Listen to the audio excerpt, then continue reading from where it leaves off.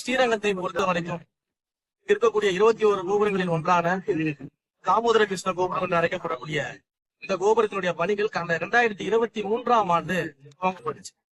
துவங்கப்பட்டு பல்வேறு சூழலின் காரணமாக அதுல ஒரு சில தாமதங்கள் இருக்கு. நம்முடைய ஆட்சிக்கு வந்த பிறகு இதை பற்றிய பொதுமக்களினுடைய புகார்கள் வந்து நமக்கு நிறையவே நம்ம தேர்தலில் பிரச்சாரத்துக்கு உடனடியாக இந்த கோபுரத்தின் பணிகளை திறக்க வேண்டும். ஏன்னா இந்த பக்கமா போகக்கூடிய பாதசாரிகள் பாதையை பயன்படுத்தக்கூடியவர்களுக்கு பெரும் தடையா இருக்கு இந்த கோபுரத்தை பாதையை மூடிட்டதுனால. அதனால பொதுமக்கள் ரொம்பவே கஷ்டப்படுறோம். நீங்க எப்படியாவது முயற்சி செய்து மிக வேகமாக முடிச்சு இந்த கோபுரத்தை திறந்து இந்த பாதையை வந்து மக்கள் பயன்பாட்டுக்கு வரணும் அப்படின்னு சொல்லி பொதுமக்கள் கேட்டிருந்தாங்க. அதன் அடிப்படையில இந்த கோபுரத்தை வந்து மிக சிறப்பாக புனரமைப்பதற்காக உபயதாரர் அவர்களிடம் வந்து நம்ம கேட்டிருந்தோம். சோ ஐயா அவர்களும் வந்து மிக தீவிரமாக இந்த பணியை நான் முடிச்சு நிச்சயமா கொடுத்துறேன், எனக்கு சில உதவிகள்லாம் நீங்க வந்து நிர்வாகத்தை செஞ்சீங்கன்னா நான் முடிச்சு கொடுத்துறேன்னு சொன்னபோது அவருக்கு தேவையான அத்தனை உதவிகளையும் நிர்வாக ரீதியில மாவட்ட கலெக்டர் அவர்களும் அதே போல நம்முடைய இந்து சமய அறநிலையத்துறை அதிகாரிகளும் வந்து சிறப்பாக செய்து நாம் ஆட்சி அமைத்த குறுகிய காலத்துக்காகவே இந்த கோபுரத்தின் பணிகள் எல்லாமே மிக தீவிரமாக முடிவடைக்கின்றன. இன்றைக்கு அந்த கோபுரம் வந்து பயன்பாட்டிற்கு வந்திருக்கிறது, திறக்கப்பட்டிருக்கிறது. இந்த பாதை பொதுமக்களின் பயன்பாட்டிற்காக மீண்டும் திறக்கப்பட்டிருக்கிறது என்பதை மிக மகிழ்ச்சியோடு தெரிவிச்சு. என்ன காரணம் சார்? நிறைய நிர்வாக ரீசன்ஸ் இருக்குது. கடந்த கால ஆட்சியில எதற்காக தாமதம் பண்ணாங்கன்னு அங்க இருக்கக்கூடிய ஆட்சி அவங்களுக்கு நீங்க கேட்டீங்க. 80 வருடமா அந்த அடிமனை பிரச்சனை வந்து தெரியாம இருக்கு. அது எப்ப தொடர்ந்து பெருமாள் கோயில சம்பந்தப்பட்டவங்க எல்லாமே அதாவது நீங்க பார்க்கக்கூடிய இந்த நிலம் தொடர்பான பிரச்சனைகள் பெரும்பாலானவர்கள் ஒரு அறக்கட்டளையின் கீழ் சொந்தமான நிலங்கள் அல்லது அந்த அறக்கட்டளை நிர்வகிக்கக்கூடிய நபர்களுடைய பெயர்கள் இருக்கக்கூடிய நிலங்கள்.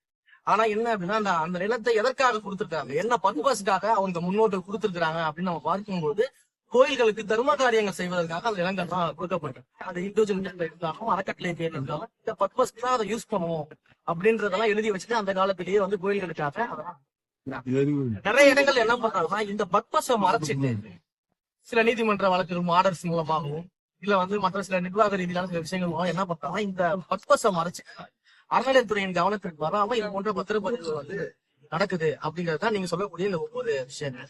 இந்த ஒவ்வொரு விஷயமும் நம்ம கவனத்துக்கு வந்த உடனேயே நம்ம சட்ட ரீதியாக நடவடிக்கை, காவல்துறை ரீதியாக நடவடிக்கை, எல்லா நடவடிக்கையும் இருக்கு.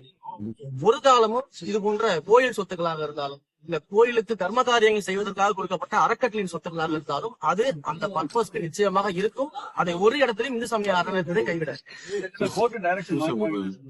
அதுதான் சார் எப்படி வந்து பழனியில வந்து ஒரு ரிஃப்யூசல் ஸ்லிப்பை வச்சு கோர்ட்டுக்கு போயிட்டு ஒரு ஆர்டர் வாங்கிட்டு அந்த இடத்தை பத்திரப்பட்டி செஞ்சாங்க.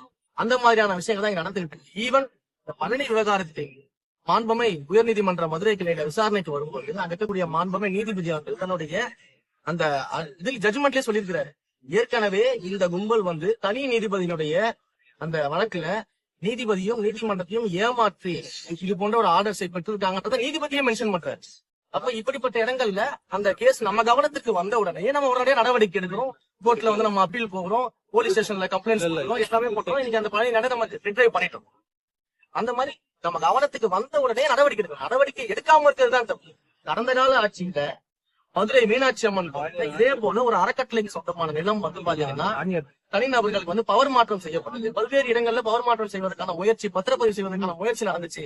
அப்படின்றது நம்ம கவனத்துக்கு வந்த உடனேயே 5 வருடங்களாக கடந்த ஆட்சியில அந்த கேஸ் மீது எந்த நடவடிக்கை எடுக்கல, காவல்துறை புகார் மீது எந்த நடவடிக்கை எடுக்கல.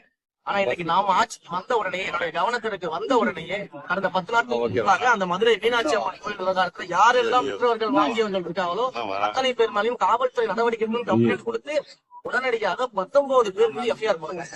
அந்த 19 பேர் மீது நடவடிக்கை எடுக்கப்பட்டு கைது நடவடிக்கை இருக்கிறது. மதுரையில கைது பண்ணியிருக்கிறாங்க, விசாரணை நடந்து கொண்டிருக்கிறது. அப்ப நம்முடைய ஆட்சியை பொறுத்த வரைக்கும் இது போல தவறுகள் நடக்கிறது நம்ம கவனத்துக்கு வந்த உடனே அவன் நடவடிக்கை எடுக்காம இருந்தா நீங்க சொல்றது நியாயம். நடவடிக்கை நம்ம எடுத்துக்கிட்டு கடந்த 5 வருஷம் ஏன் நடவடிக்கை எடுக்காம என்ன பண்ணிட்டு இருந்தாங்க? கடந்த ஆட்சியாளர்கள் தூங்கிட்டு இருந்தாங்களா? கோயிலை காப்பாத்துறோம், கோயிலை நாங்க தான் மீட்டுறோம், நாங்க தான் வந்து கோயிலை காக்க வந்தவர்கள், நாங்க தான் வந்து கோயில் நிலங்களை மீட்க வந்தவர்கள் பேசினாங்களா கடந்த 5 வருஷத்துல? ஏன் இந்த மதுரை மீனாட்சி அம்மன் கோயில் வழக்குல என்ன பண்ணிட்டு இருந்தாங்க? தூங்கிட்டு இருந்தாங்களா? ஏன் நடவடிக்கை எடுக்கல? ஏன் கைது பண்ணல? நாங்க வந்தோம் எப்படி கைது பண்ணோம்? அப்ப நடவடிக்கை தான் முக்கியம். கோயில் சொத்துக்களை மீட்பதிலும் அறக்கட்டளை சொத்துக்கள் எந்த பர்பஸ்க்காக கொடுக்கப்பட்டுச்சோ அந்த பர்பஸை நிறைவேற்றுவதிலையும் இந்து சமய அறநிலையத்துறை மிக தீவிரமாக கண்ணாக இருக்கு.